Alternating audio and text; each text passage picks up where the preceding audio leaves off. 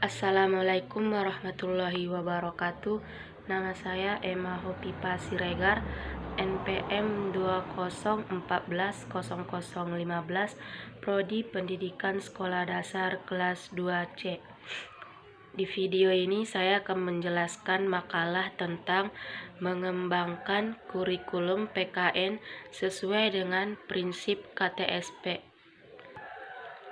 Nah, seiring dengan perkembangan ilmu pengetahuan dan teknologi, maka secara otomatis pola pikir masyarakat berkembang dalam setiap aspek. Nah, hal ini sangat berpengaruh besar terhadap pendidikan yang menuntut adanya inovasi baru yang dapat menimbulkan perubahan secara kualitatif yang berbeda dengan sebelumnya. Nah, tanggung jawab melaksanakan perubahan inovasi diantaranya terletak pada penyelenggara pendidikan di sekolah, dengan guru memegang peranan utama dan tanggung jawab yang menyebarluaskan gagasan baru, baik terhadap siswa maupun masyarakat melalui proses pengajaran dalam kelas. Nah, pendidikan perlu mengantisipasi dampak global yang membawa masyarakat berbasis pengetahuan di mana iptek sangat berperan sebagai penggerak utama perubahan. Nah, perubahan kurikulum dalam setiap mata pelajaran, khususnya mata pelajaran pendidikan kewarganegaraan yang dalam KTSP ini merupakan suatu mata pelajaran yang bertujuan untuk membentuk manusia Indonesia seutuhnya, yang berlandaskan pada Pancasila, Undang-Undang Dasar, dan norma-norma yang berlaku di masyarakat. Pembelajaran PKN diterapkan mulai dari dasar pendidikan formal yaitu SD kelas 1. Nah, kehadiran KTSP diharapkan dapat memberikan jawaban yang konkret terhadap mutu pendidikan di Indonesia. Adapun pembahasan mengenai isi KTSP ini akan dibahas lebih lanjut, yaitu analisis KTSP yang meliputi kelebihan dan kelemahan KTSP, analisis proses belajar mengajar pembelajaran PKN SD berdasarkan format observasi.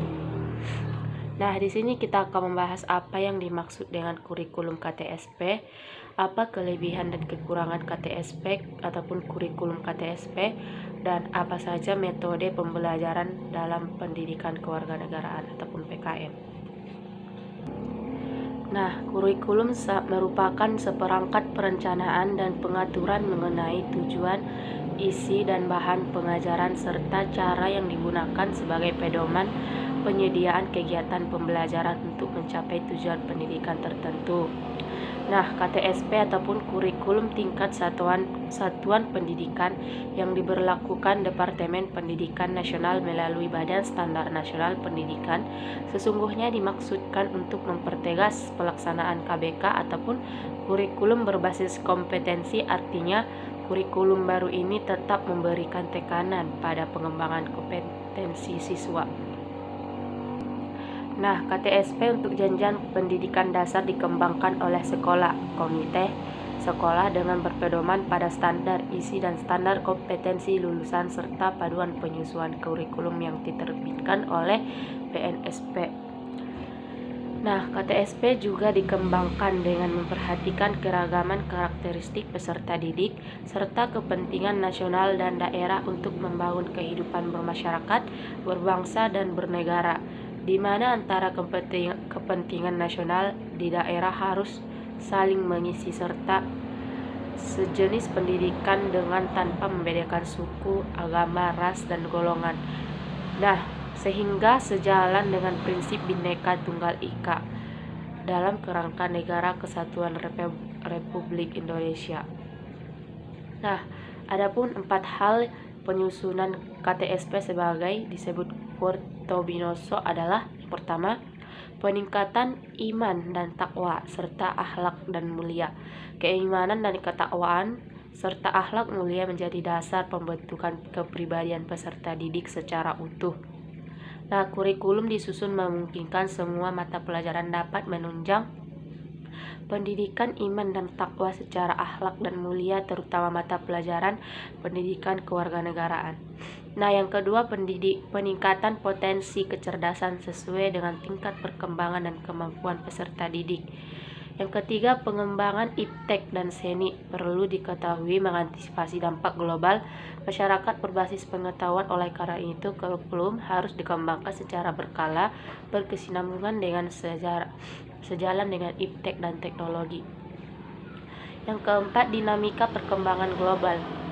Yang kelima, persatuan nasional dan nilai-nilai kebangsaan, yaitu pendidikan diarahkan untuk membangun karakter dan wawasan peserta didik yang menjadi landasan bagi upaya memelihara persatuan dan kesatuan. Oleh karena itu, kurikulum mendorong berkembangnya wawasan sikap serta persatuan nasional, mempererat keutuhan bangsa. Nah, kelebihan kurikulum KTSP yaitu diantaranya yang pertama, mendorong terwujudnya otonomi sekolah dalam pendidikan. Tidak dapat dipungkiri bahwa salah satu bentuk kegagalan pelaksanaan KTSP di masa lalu, kurikulum di masa lalu adalah adanya penyeragaman kurikulum di seluruh siswa. Nah, dengan semangat otonomi itu, sekolah bersama dengan komite sekolah dapat secara bersama merumuskan kurikulum sesuai kebutuhan situasi dan kondisi di lingkungan.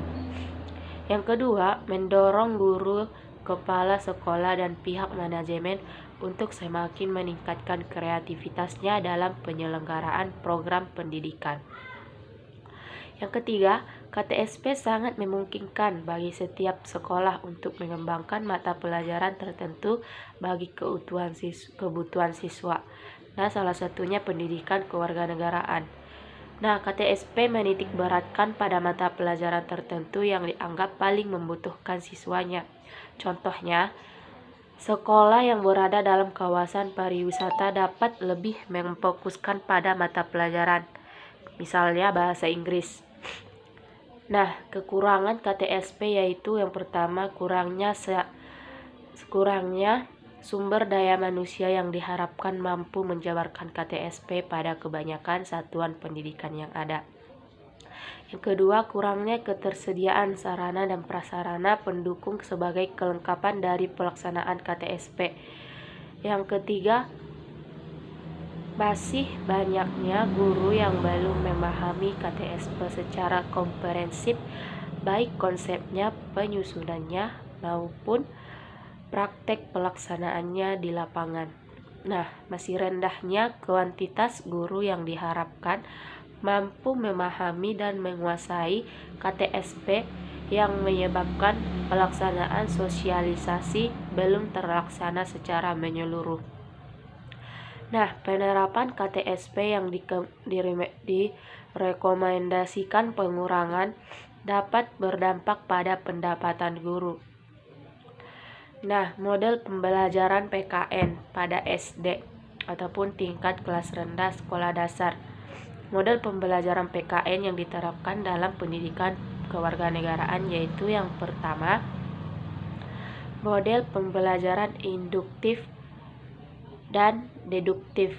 Model pembelajaran ekspositori. Yang ketiga, model pembelajaran terpadu. Nah, yang pertama, model pembelajaran induktif dan deduktif. Yang pertama yaitu pendekatan induktif. Pendekatan ini dikembangkan oleh filosof Bacon yang menghendaki penarikan kesimpulan didasarkan atas fakta-fakta yang konkret sebanyak mungkin. Semakin banyak fakta, semakin mendukung hasil kesimpulan. Nah, yang ketiga, pendekatan deduktif, yaitu merupakan pendekatan yang mengutamakan penalaran dari umum ke khusus. Langkahnya yang dapat Anda tempuh yaitu guru memilih konsep, prinsip, aturan yang akan disajikan. Guru menyajikan aturan prinsip yang bersifat umum, menyajikan contoh-contoh yang khusus yang dapat menyusun antara keadaan khusus atau prinsip yang didukung oleh media yang cocok. Nah, yang ketiga yaitu model pembelajaran terpadu. Nah, pembelajaran terpadu adalah suatu pembelajaran yang mengkaitkan tema-tema yang overlapping untuk dikemas menjadi satu tema besar kemudian dibahas dalam satu pembelajaran. Model pembelajaran terpadu ini dengan pendekatan yang menekankan aspek-aspek yang bersifat umum yaitu model web-based, model connected, dan model integrated.